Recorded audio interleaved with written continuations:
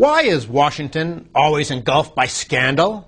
Whether Democrats are in charge or Republicans are in charge, it's hard to open a newspaper or watch the news without being bombarded by more evidence of venal behavior and corrupt antics. This is true today, but it was true a couple of years ago and in previous decades. But the crimes that make the news are just the tip of the iceberg. A left-wing columnist famously noted years ago that the real scandal in the nation's capital is not what's illegal, but what's legal. Influence peddling, favor swapping, and back-scratching. These are art forms in Washington, as politicians, lobbyists, and interest groups exist in a symbiotic relationship. I'm Dan Mitchell of the Cato Institute.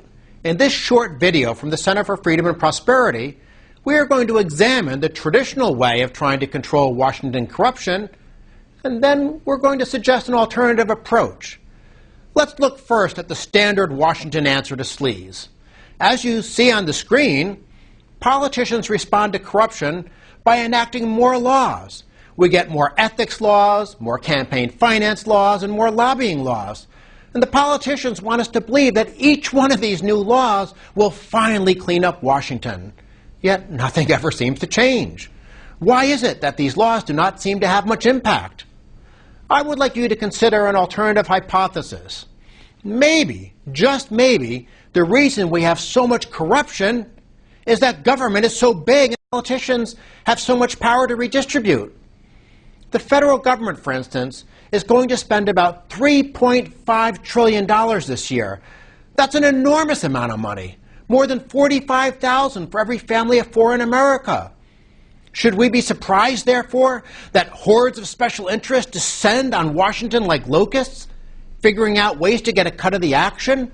These interest groups are jockeying for more welfare, foreign aid, bailout money, bridges to nowhere, artist handouts, income redistribution, healthcare subsidies, and military contracts, to name just a few.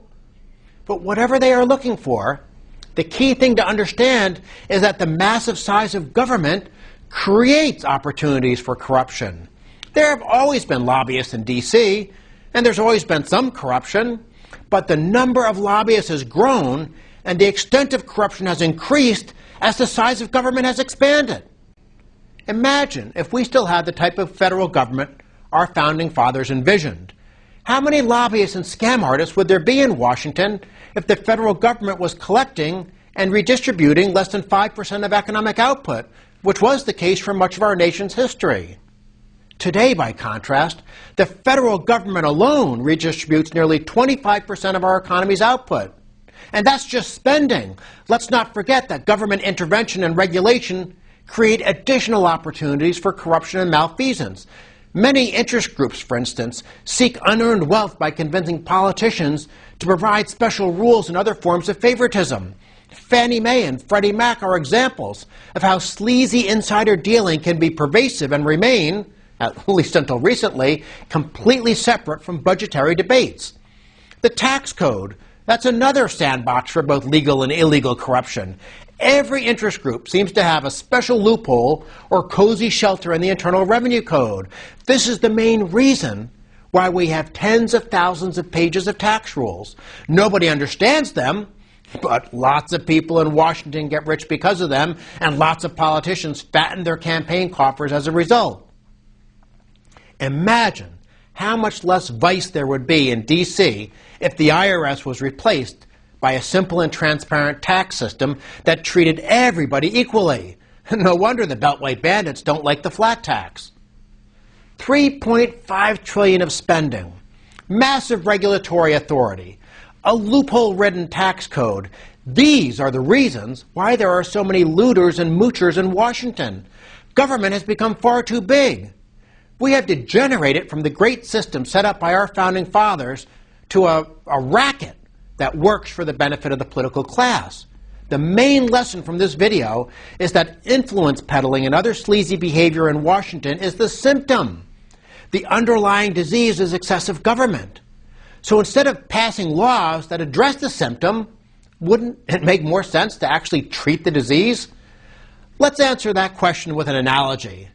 The next time you read about some new proposal to reform the ethics regulations, the campaign finance laws, or the lobbying rules, Think about pressing on a balloon. The more you squeeze in one spot, the more you expand the balloon in another spot. This is why legislation to clean up Washington is destined to fail. If you really want to reduce sleaze, the best option, perhaps the only solution, is to reduce the size and power of government. On behalf of the Center for Freedom and Prosperity, thanks for watching. We count on you to be the messengers of liberty, so please share this video widely.